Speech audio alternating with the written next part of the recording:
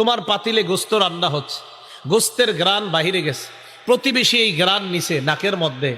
যদি তার নাকে গ্রান যায়, এমন অবস্থায় যদি তোমার গোস্ত রান্না হয়, অন্য বর্ণনায় রাসূল বলছে ঝোল একটু বাড়ায়া রান্না কইরো, অন্তত ঝোল দিয়েও যেন প্রতিবেশীকে সহযোগিতা করতে পারো, যেন ওই গ্রামের কারণে সে ওই ঝোল নিয়ে রুটি ভাত ইত্যাদি সে খাইতে পারে। রাসূল বলেন ইল্লা আন তাগরিফা লাহু মিনহা, হ্যাঁ তুমি যদি তাকে দাও তাহলে তো ঠিক আছে। প্রতিবেশী দূরের কথা, আপন দুই ভাইয়ের ঘর পাশাপাশি, আপন ভাইয়ের জন্য এক বাটি গোস্ত পাঠানোর সুযোগ হয় না। কোন ব্যক্তি যদি প্রতিবেশীকে দেখা দরজা বন্ধ করে দেয়, ঘরের দরজা, কোন ব্যক্তি যদি প্রতিবেশীকে দেখে ঘরের দরজা বন্ধ করে দেয়, কেন? এক নাম্বার, প্রতিবেশী ঘরে আসলে ঘরে যারা আছে এরা বিরক্ত হয়, থুর হে কেন আমগো ঘরে খালি আসে, এরকম আছে কিনা কিছু মানুষ। দুই নাম্বার, অমালিহি, প্রতিবেশীকে দেখা চিন্তা করে সে যদি আসে আইসা আমার ঘরের কোন সম্পদ চায় আবার আমার কাছে চায়া বসে কিনা, যে ভাই আপনার ঘরের এটা ভালো লাগে আমার একটু দেন। এই দুই কারণে, দুই টেনশনে দুই দরজা বন্ধ করে দেয় প্রতিবেশীকে দেখা। নবীজি বলেন ফালাইসা বিমুমিনিন, ওই দরজা বন্ধকারী মুমিন না। দরজা বন্ধকারী কি না?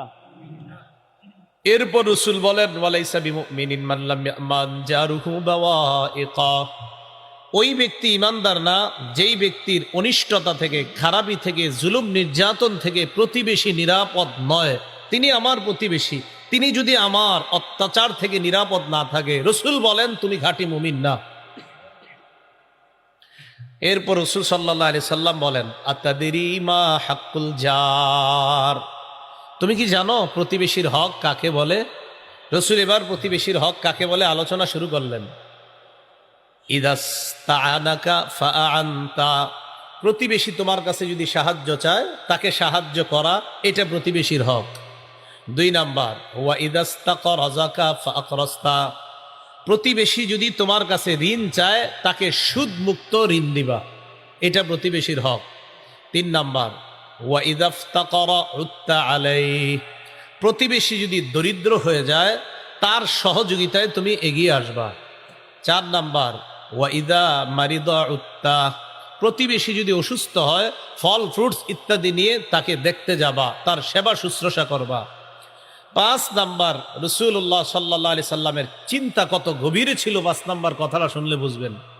নবীজি বলেন ওয়ালা তাস্তাতিলু আলাইহি বিল বুনয়ান ফাতাহজিবানহু রিহ, প্রতিবেশীর ঘরের পাশে তুমি এত উঁচা ঘর বানাও না যে প্রতিবেশীর বাতাস বন্ধ হয়, প্রতিবেশীর বাতাস বন্ধ হয়।